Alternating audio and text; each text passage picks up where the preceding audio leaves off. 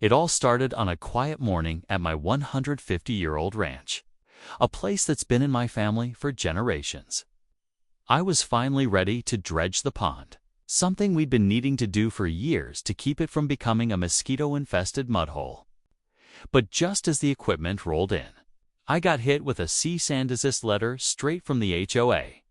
Yep, the Homeowners Association, who shouldn't even have jurisdiction over my land, claimed that my dredging project was a disturbance to the neighborhood aesthetic.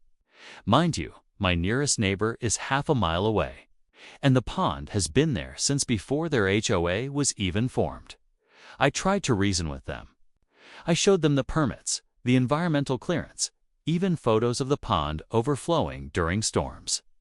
But Nokrin from the HOA board, clipboard in hand, insisted that I halt all work or face fines and legal threats. She called it a community hazard. I called it what it was, power-tripping nonsense. At first, I thought I'd let it go. But when they blocked my access to shared utilities and even tried to get the county involved, I knew they'd pushed the wrong guy. They forgot one major thing: I also run the local water delivery and maintenance services for this entire area. Every pipe, every valve, every gallon of water that flows into their manicured lawns, it goes through me. So, I made a decision. One they wouldn't forget.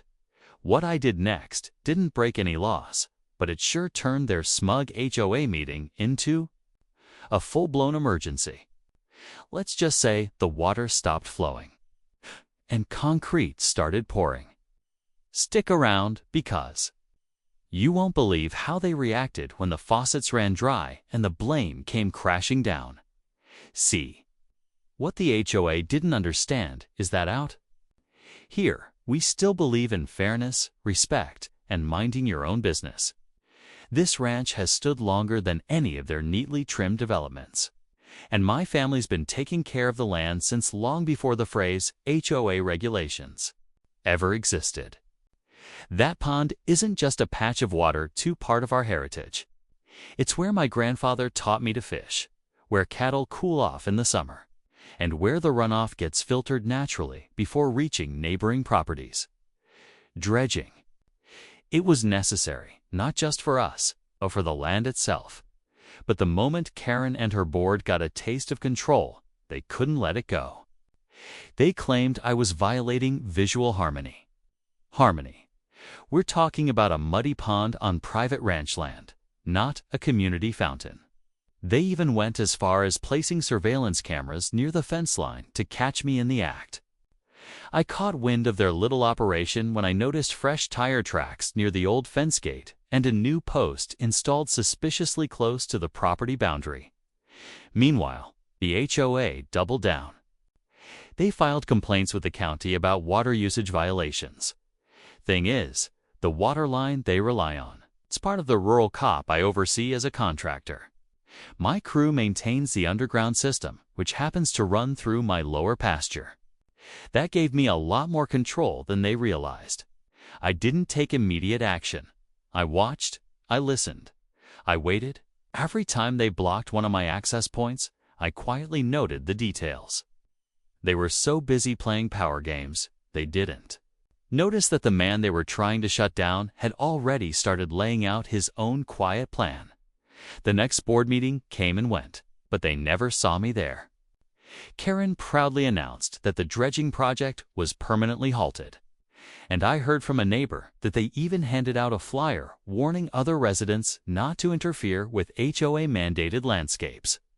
The flyer had a picture of my pond on it, zoomed in and completely out of context.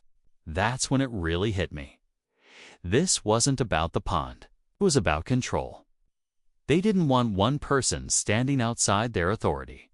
And I guess, in their eyes, my ranch was just too independent, too old-fashioned, too stubborn. Behind the scenes, I was getting calls from a few quiet supporters. A couple of folks in the HOA neighborhood who were tired of being bossed around, fined for their grass being too long or for leaving tools out in the yard. One even told me their kid wasn't allowed to play with chalk on the sidewalk because it violated visual cleanliness standards. It was like something out of a bad sitcom, but people were genuinely worn down. Meanwhile, I was still tending to the land, planning the dredge with the machinery quietly stored in my barn. Every time I passed the shutoff valves connected to the HOAs shared water system, I was reminded how deep their reliance was. They had no clue those lines weren't city-owned. I'd signed a maintenance contract with the developer years ago before the HOA even existed. So while they were tossing around fines and citations, I was reviewing infrastructure maps and quietly inspecting every inch of the line. The tension kept building. I wasn't looking to be the villain, but they were pushing harder every week. And when you keep poking at someone who's just trying to be left alone, eventually, something gives. The final straw came on a Friday morning when I woke up to find a posted notice nailed to my front gate. The HOA had escalated, things claiming my property was now under review for environmental noncompliance.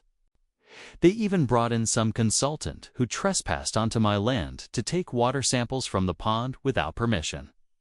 I called the sheriff, but by the time a deputy came out, the consultant was long gone and Karen had already started bragging online about how they were cleaning up the community. That's when I stopped waiting. They had crossed a line, and I wasn't about to let them rewrite the story of this ranch. I called my crew and gave them a heads up to be ready over the weekend. We didn't need permits, we already had service access to that utility line under contract, and I made sure everything would be done by the book. What I had planned wasn't dramatic on the surface, but it would be felt by every single house. In the HOA, that Saturday night, I drove out to the access point under the pasture. The same one Karen and her board had no idea existed. I stood there for a moment, looking out at the rows of perfectly watered lawns just beyond the property line. It was almost poetic. For all their posturing about regulations and order, their entire comfort depended on a quiet little pipe running right beneath my land. I made one call. My team was in position. The plan wasn't to cause chaos, was to make a point they couldn't ignore. No yelling, no confrontations, just a slow, silent move that would send ripples through every faucet in the neighborhood. And once it started, there'd be no way for them to pretend they didn't notice. Just as everything was lined up, with my team ready and the water flow set to be quietly rerouted, something unexpected happened.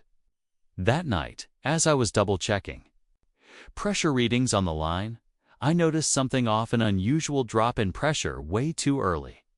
Before we'd even started anything, I drove back out to the pasture, flashlight in hand, and followed the markers along the buried line.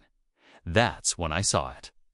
Fresh tire tracks near the main valve and small piles of disturbed dirt, like someone had recently dug and then tried to cover it back up. Someone else had been there. At first, I thought maybe one of my crew had come out early. But a quick round of calls confirmed none of them had touched a thing. That's when the second realization hit me, Karen, and the HOA must have discovered the valve access.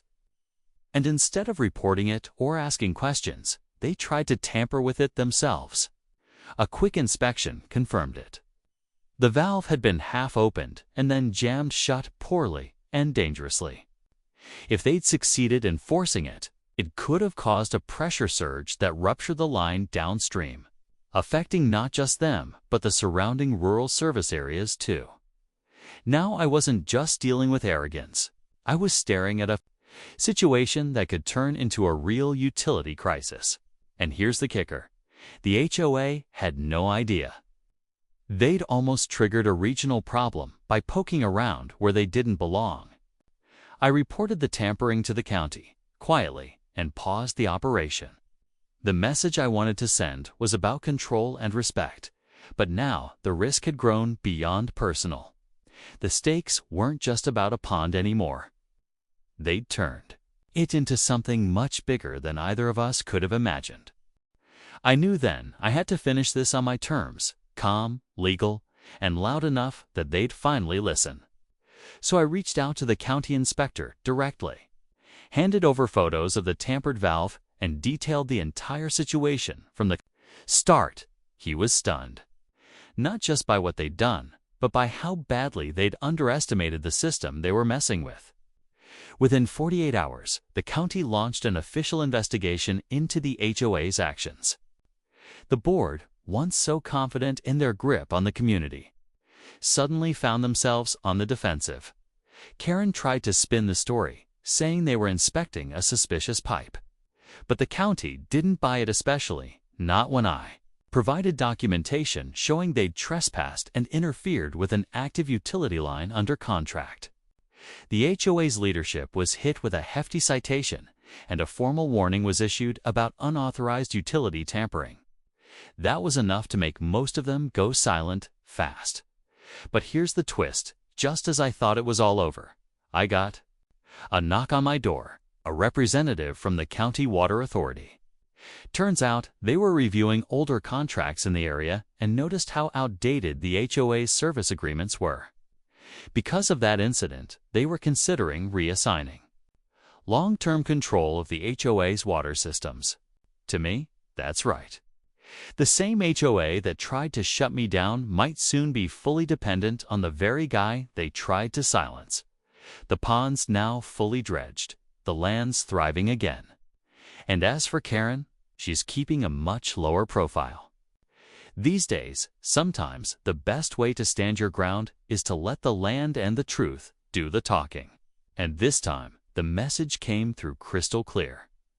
After everything settled, life on the ranch went back to the quiet rhythm I'd always known.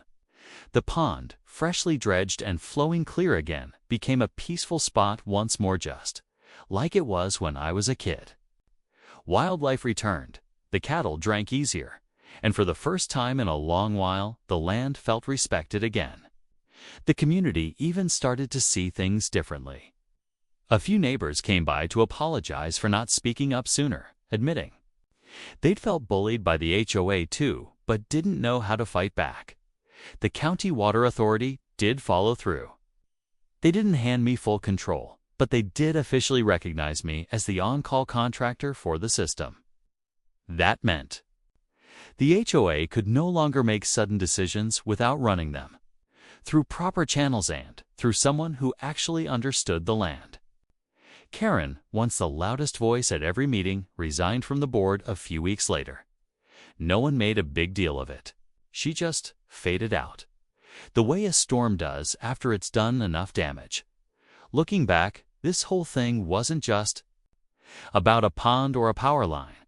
It was about people forgetting that land has a history, and not everything needs to fit inside a rulebook to have value. When HOAs or any kind of authority lose sight of common sense, real consequences follow. That pond stood for more than water. It stood for legacy, independence, and doing right by the land. So if there's a takeaway from all this, it's this. Don't underestimate the quiet folks who've been there long before you showed up with rules and clipboards. Especially not the ones who know where every pipe runs and every story's buried. Some things you just don't mess with.